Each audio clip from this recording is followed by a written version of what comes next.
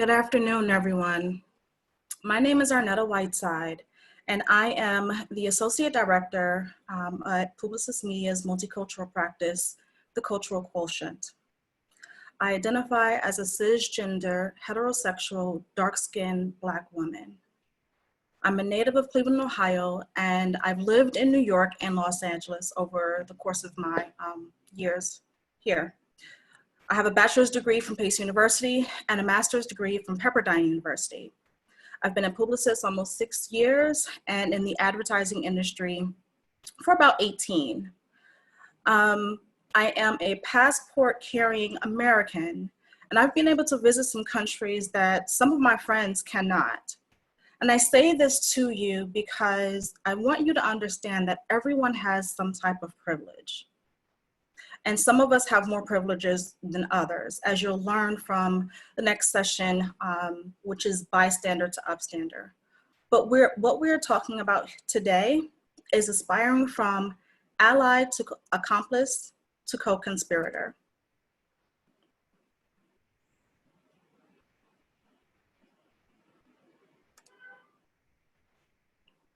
So, brief agenda of what we're going to go through. The goal of this session is to move you from an ally to accomplice and co-conspirator. Yet we cannot get there unless we address the current issues, look at how history has played a role in creating inequality, and understand privilege. We'll then move into defining allyship, accomplice, and co-conspirator, as well as give meaningful steps on what you can do to show up today for your Black colleagues and in the future. Lastly, I'll give 4 action items and next steps you can take coming out of this workshop. Why we're here. Think about how long 8 minutes and 46 seconds is. Would you be able to hold your breath for that long? There have been countless names that we've lost that have lost their life to police brutality, women and men alike. This could have been one of our Black colleagues as they left home to come to work, as they left the office to grab lunch, meeting up with friends after work, or even going home from work. It could have been a traffic stop on the weekend after a shopping trip to the grocery store. Many times it's believed that we don't have anyone who we know this might have happened to. And I challenge you to think about any Black colleague, past or present, because this could have been them. So today we pay respect to the lives lost, to excessive policing in Black and Latino communities. May we give power to their voices and existence. And so for some of you that are asking your Black colleagues how they're feeling, this is how they're feeling.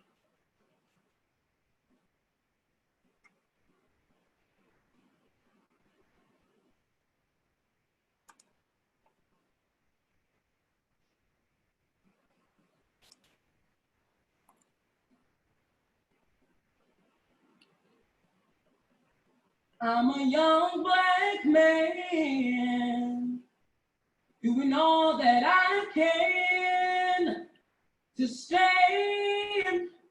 Oh, but when I look around and I see what's being done to mankind every day, I'm being hunted as prey. My people don't want no trouble. We got enough struggle. I just wanna live. God protect me. I just wanna live. I just wanna live.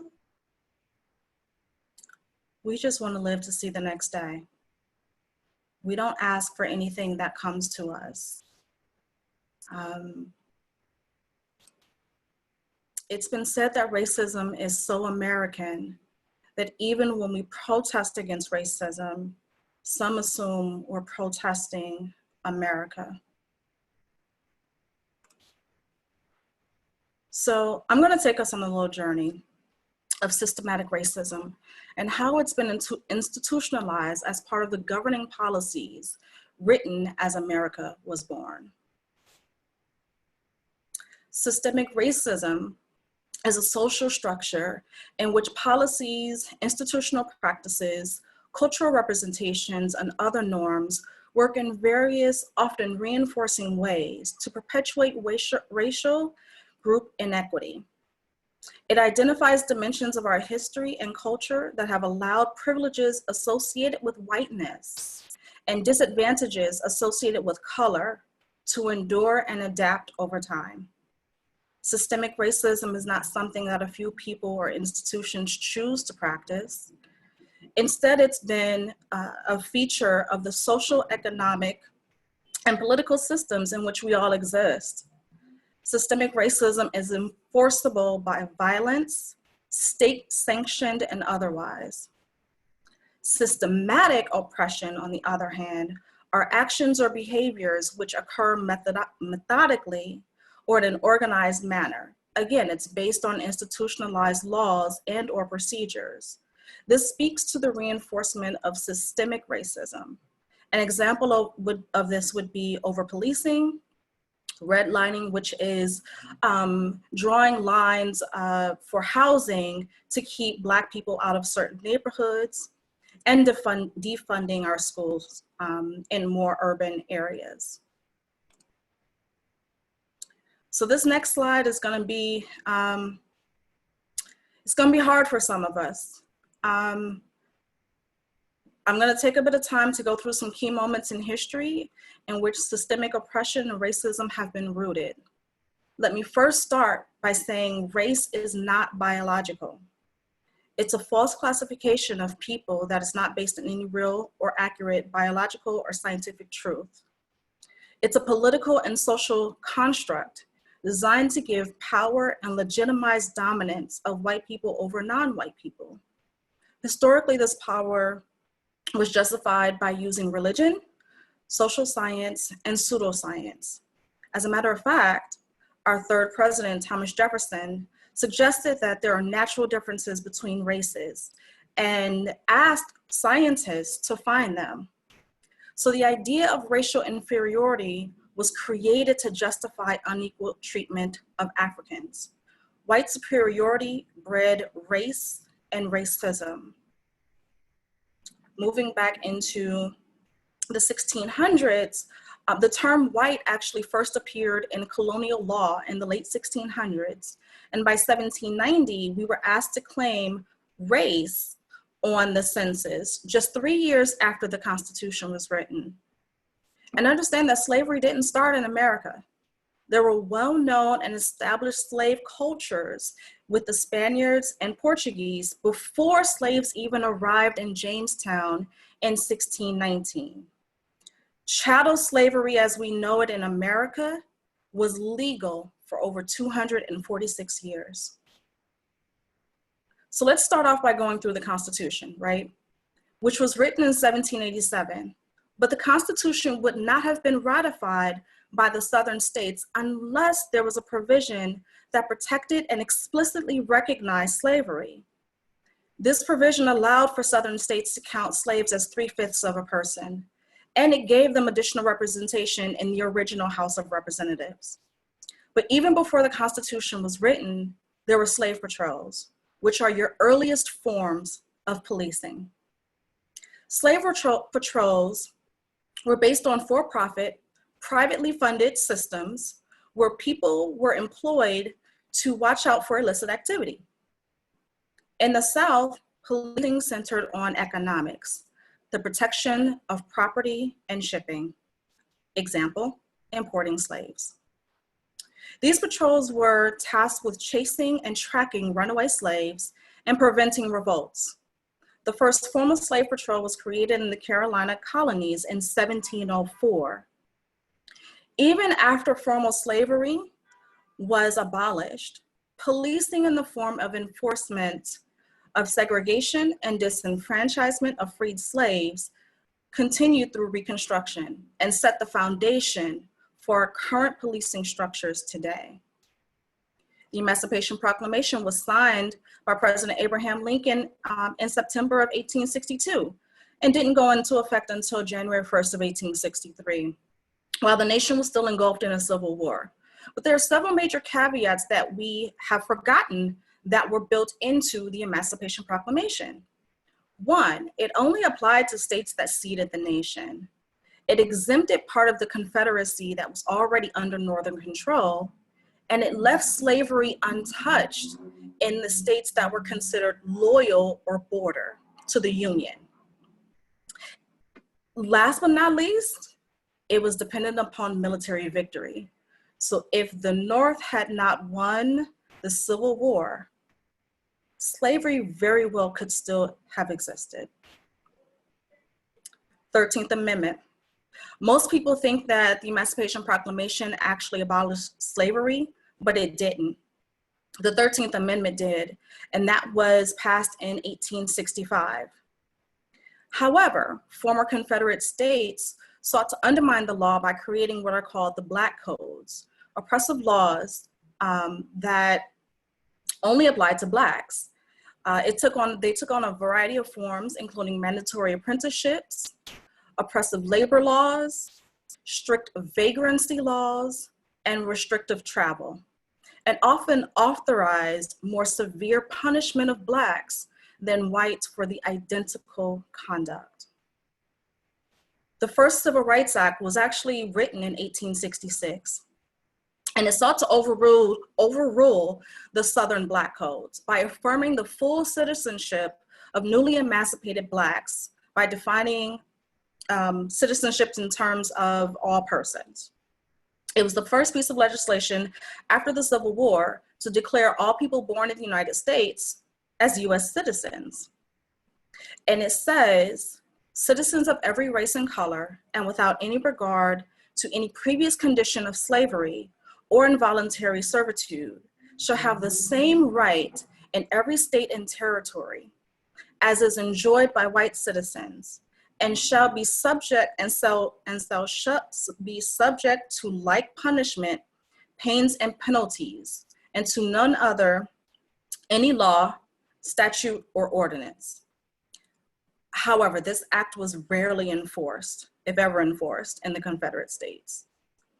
And even with the Civil Rights Act of 1866, you know, the former Confederacy states really wanted to reestablish what were the Jim Crow, what were the Black Codes. And those came in the form of Jim Crow, which all remained in place until sweeping legislation of the Civil Rights Act of 1964.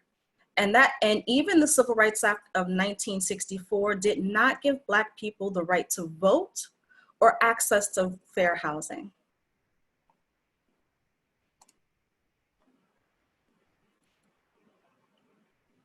So I kind of want to start to go into, now that we know the history of our country and why everything has worked the way that it has for so long, I want to talk about privilege. But first I want to read you a quote from Kareem Abdul-Jabbar as quoted in a recent LA Times article. Racism is like dust in the air. It seems invisible even if you're choking on it until you let the sun in. Then you see it's everywhere. As long as we keep shining that light, we have a chance of cleaning it wherever it lands. But we have to stay vigilant because it's always in the air. So though I will be specifically speaking on white privilege, privilege is not limited to just white people. There's also class privilege, ability privilege, sexual orientation privilege, and even skin tone privilege in the term or in the form of colorism. This is why I opened with the way that I identify, so you could recognize that I come into the room with some privileges, and there are those that I don't have. It also means the world can place certain privileges on you based on how they identify you. So what is privilege? It's a set of unearned benefits given to people who fit into a specific social group. It's how the world, again, identifies you, not how you identify with the world. They are unearned advantages that are highly valued but restricted to certain groups. But don't get it twisted. White privilege doesn't mean that your life hasn't been hard. It just means that your skin tone hasn't made it harder. It exists as a direct result of both historic and enduring racism, biases, and practices designed to keep and oppress Black people. It also means that you actively benefit from the oppression of Black people, whether you've intended to or not. It's important to note that the reality that while some benefit from unearned advantages, there are others that suffer from its unearned disadvantage as well. And to that end, most white people think they are blind to the existence of racial privilege. In fact, 55% of white people in the US claim they suffer from racial discrimination, and racial minorities enjoy privileges. This is according to a 2018 analysis by researchers at Harvard's T.H. Chan School of Public Health. In Western societies, particularly those that believe hard work brings success, meritocracy, or individualism is used to justify unequal outcomes. So while most white people are likely to denounce overt racism, there's more silence in what's been deemed socially acceptable. Comments like, "Don't blame me, I never owned slaves," or "You're so articulate," and "All lives matter," exclude and ignore the experiences of Blacks in America. Foundational to white privilege are the lack of understanding about what racism is, what has become socially unacceptable, seeing yourself as individuals instead of exempt from the forces of racial socialization, failure to understand that we bring our group's history with us and that history actually matters, assuming that everyone has the same experience, a lack of racial humility and unwillingness to listen, dismissing what we don't understand, wanting to jump over the hard personal work to get to solutions, confusing disagreement with not understanding, a focus on intentions over impact, guilt that paralyzes or allows inaction, and defensiveness about any suggestion that white people are connected to racism. So I want to leave you with or give you a few thought starters. I want you to think about your own privilege. And in these boxes, you'll see a couple of examples of what could be considered privilege, right? Your ancestors were legal immigrants to this country during a period where immigration from Asia, South and Central America, or Africa was restricted. You or your parents went to racially segregated schools, either intentional or unintentionally. You live or went to a school district where textbooks and other classroom materials reflected your race as normal, heroes and builders of the US, and there was little mention of the contributions of Blacks to our society. You've received a job or job interview or job training, or even an internship through personal connections or family or friends. You attended a publicly funded university or a heavily endowed private university or college, and or didn't need to have student loans to attend college. You live in a neighborhood that has better police protection, municipal services, and is safer than where people of color live. And so I'm also going to give you a little exercise that I borrowed from a TikTok user to determine your own privilege. For every statement you feel resonates with you, so you'll need a piece of paper and a pen. For every statement that you feel resonates with you, draw a line on that piece of paper. If at any time you start to feel uncomfortable about the statements presented, I encourage you to write down your feelings for you to reflect on a little bit later. So here we go. There are 9 questions here. Have you ever been called a racial slur? So draw a line for every time if you've ever been called a racial slur. Draw a line if you've ever been followed in a store unnecessarily. Draw a line if you had someone cross the street in order to avoid passing you. Draw a line if you've ever been accused of not being able to afford something expensive. Draw a line if you've ever been given a pass on a citation you deserved. Draw a line if you've ever been stopped or detained by the police for no valid reason. Draw a line if you've been bullied solely because of your race. Draw a line if you've been denied service solely because of the color of your skin. And draw a line if you've ever had to teach your children how not to get killed by the police. Some of us will have no lines. Others will have at least 9. Privilege is having none.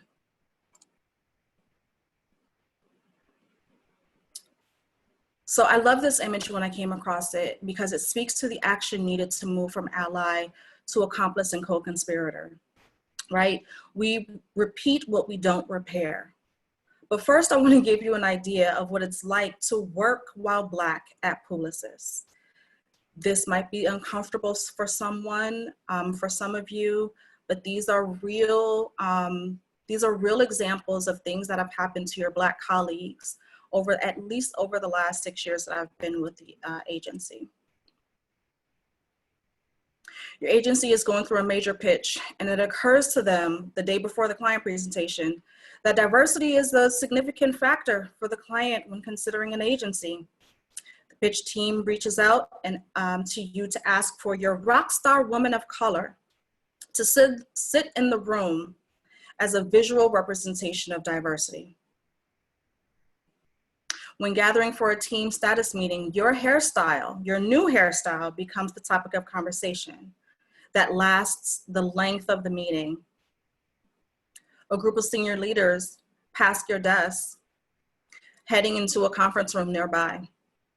One of them, a white male whom you've never interacted with before, looks at you, the only person of color in the section, and says, "I'll give you $100 if you come get me in 5 minutes."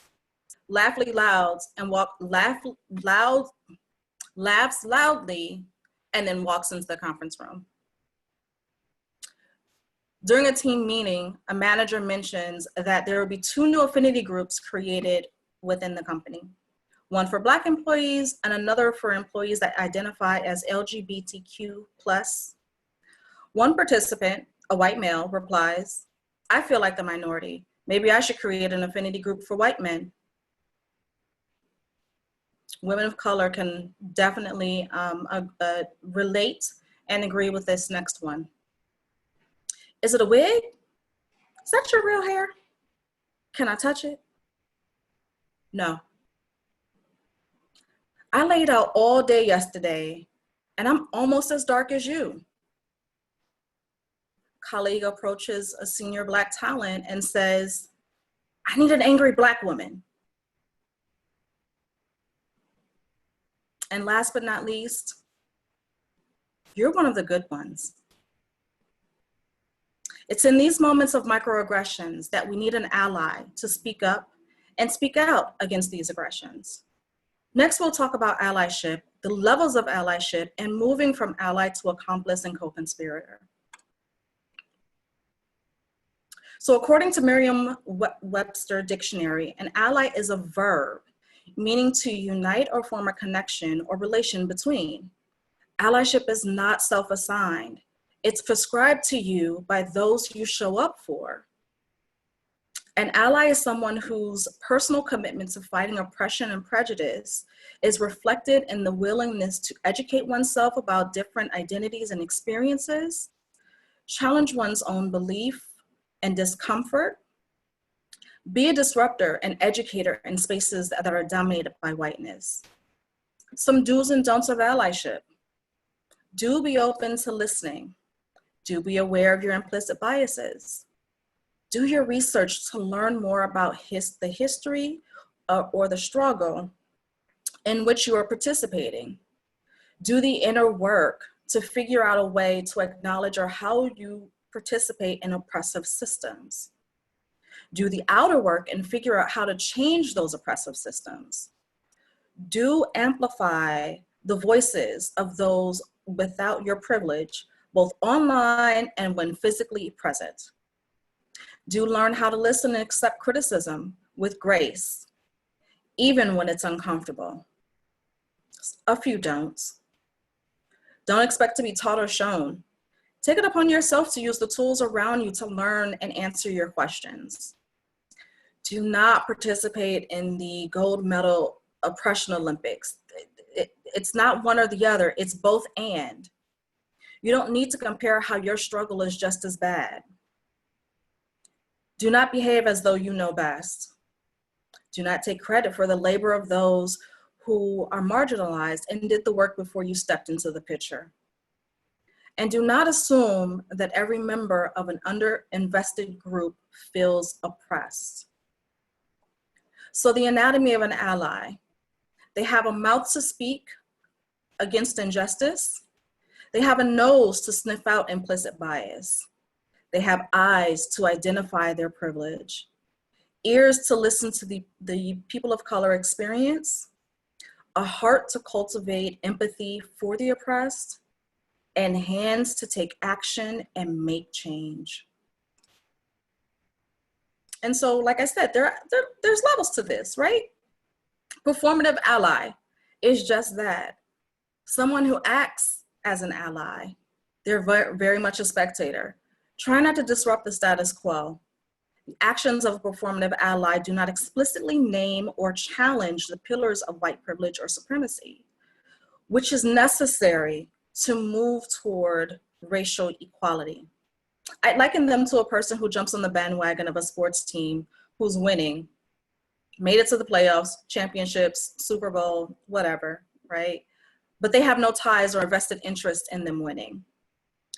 Authentic allyship, on the other hand, is shown by people who are willing to engage in activism by standing with an individual or marginalized group, often protesting the very systems of oppression together. They don't speak on the behalf of the experience of any marginalized group, and instead are empathetic toward the struggle and stand behind them for a cause. So be Neo to my Morpheus. Be my ride or die in the name of dismantling the systems that have oppressed and unfairly hindered Black talent. When we hear accomplice or co-conspirator, we often think of it in a negative way. And today I ask you to disrupt that meaning, right? To be an effective accomplice, you must be willing to risk your own privilege to affect change and focus on dismantling the structures and systems in place that oppress individuals or marginalized groups. You actively take steps to dismantle power structures of white privilege and supremacy to create change, both societal and institutional, that treats all persons with dignity and respect. Accomplice and co-conspirators are informed by, directed and coordinated with leaders of said marginalized groups. And again, they don't speak on behalf of that group. So how do you show up as an accomplice to your Black colleagues? 1, respect us, listen to us, find out about us. Ask questions.